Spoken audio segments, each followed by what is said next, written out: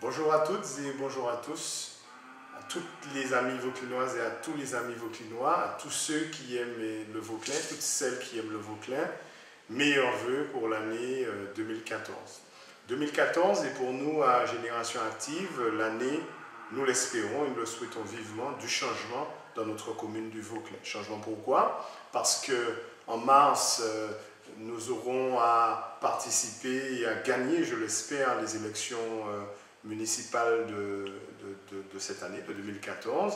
Et pour cela, nous appelons l'ensemble des Vauclinoises et l'ensemble des Vauclinois à soutenir massivement la liste qui sera conduite par mes soins avec tous les amis de Génération Active et notamment Lucie Lebrave qui a participé avec moi pendant les 6 dernières années au conseil municipal.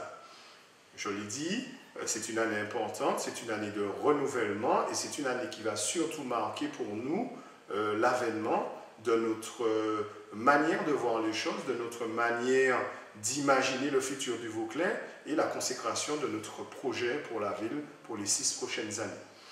Je vais vous dire que la situation actuelle du Vauclin, qui est une situation difficile, n'est pas le fruit du hasard, elle est simplement le fruit d'une action, la résultante de l'action d'une municipalité qui est en place depuis 18 ans.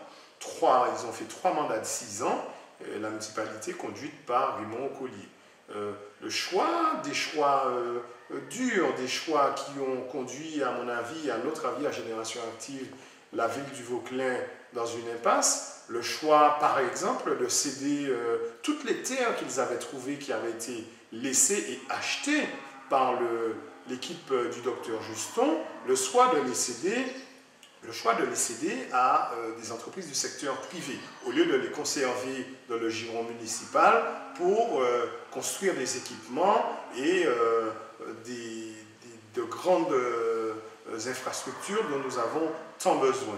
Le choix aussi de ne faire que du logement locatif, de densifier la ville et de mettre des centaines et des centaines de logements locatifs à la disposition des Vauclinois, alors qu'il aurait fallu faire un mix entre le locatif et l'achat, en tous les cas, l'accession à la propriété. Le choix également d'endetter la ville. Tout le monde a vu le front de mer qui a nécessité un investissement pharaonique, qui a endetté la ville à plus de 30% jusqu'à 2022. Donc nous sommes vraiment dans une impasse financière et dans une situation très très délicate qui va obérer notre capacité à réaliser de nouvelles infrastructures. Si nous avions été aux affaires, nous n'aurions pas fait ce choix.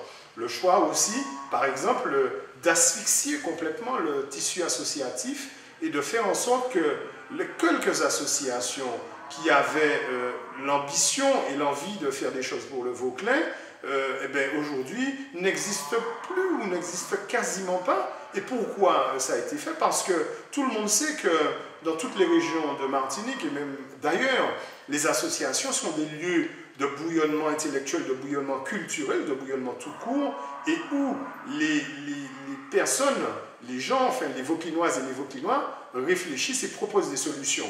Eh bien, l'équipe qui nous dirige depuis 18 ans a considéré qu'il ne fallait pas favoriser l'émergence de nouveaux talents et a délibérément étouffé, on va dire, les associations du Vauclin.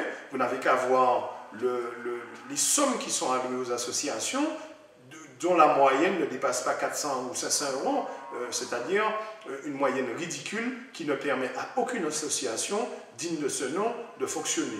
Et puis enfin, le choix de faire toutes les réalisations de la ville passer par les collectivités que sont le conseil général, le conseil régional ou tout simplement la communauté de l'espace sud.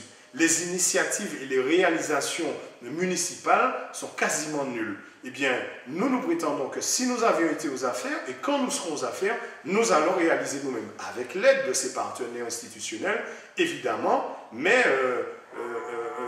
en tout état de cause, nous allons prendre l'initiative de faire et nous n'allons pas laisser les autres faire pour nous.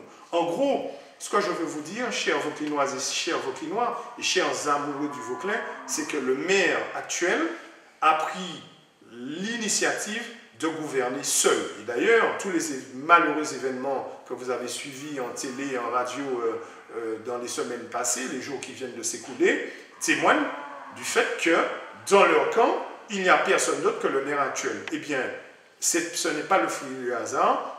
Cette situation résulte tout simplement du berceau qu'il a lui-même fait grandir. Il a fait le vide autour de lui et aujourd'hui, il dit vouloir se retirer, eh bien il n'a pas de relève parce que tout simplement, il a fichu à la porte, si je puis m'exprimer ainsi, tous ceux qui auraient pu l'aider, qui auraient voulu l'aider. Alors, nous allons, je le souhaite encore une fois ardemment, grâce à vos suffrages, gagner l'élection dès le 23 mars au soir et nous allons venir avec une nouvelle équipe, de nouvelles femmes, de nouveaux hommes, des gens pleins d'ambition et pleins de caractère qui ont envie de travailler pour le Vauclin, avec les Vauclinoises et avec les Vauclinois. Alors, venir aux affaires, pourquoi faire? Eh bien, notre projet, puisque nous avons un projet pour au moins les 6 prochaines années, s'articule autour d'un certain nombre d'axes que je ne vais pas dévoiler. Nous aurons tout le temps de la campagne pour cela, puisque nous aurons officiellement 2 semaines de campagne, mais je puis vous dire que notre projet va s'articuler autour principalement de la notion de rebâtir la ville. Rebâtir la ville, ça veut dire quoi? Ça veut dire que on veut que la ville s'inscrive dans la modernité, tout en gardant son caractère ancien. S'inscrire dans la modernité, ça veut dire quoi? Ça veut dire que l'ensemble des espaces qui constituent la ville, aussi bien le centre-bourg que les quartiers, même les plus reculés, sont reliés entre eux et disposent des équipements et des infrastructures minimales qu'on attend d'une ville digne de ce nom en 2014, à savoir l'eau, l'électricité, le téléphone et surtout les axes routiers. Nous allons également développer ce qu'on appelle l'attractivité du territoire pour faire revenir la population au Vauclin et non pas seulement que nous ayons des gens qui passent dans cette ville, mais que nous ayons des gens qui s'attardent et qui ont envie d'habiter le Vauclin, qui ont envie de dépenser dans le Vauclin, qui ont envie de nous donner des devises pour permettre que cette ville puisse bénéficier d'une taxe, de taxes diverses et variées et qui puisse nous permettre d'aborder notre budget. En tous les cas, nous avons un véritable projet qui, je l'espère, conviendra à toutes et à tous et que dès notre arrivée, nous mettrons en œuvre. Nous avons des priorités que j'appellerais prioritaires, mais nous avons aussi des priorités à plus ou moins moyen terme, en tous les cas, de véritables actions pour les Vauclinoises, pour les Vauclinois et à l'attention de la ville du Vauclin pour que notre ville soit enfin et enfin une ville moderne.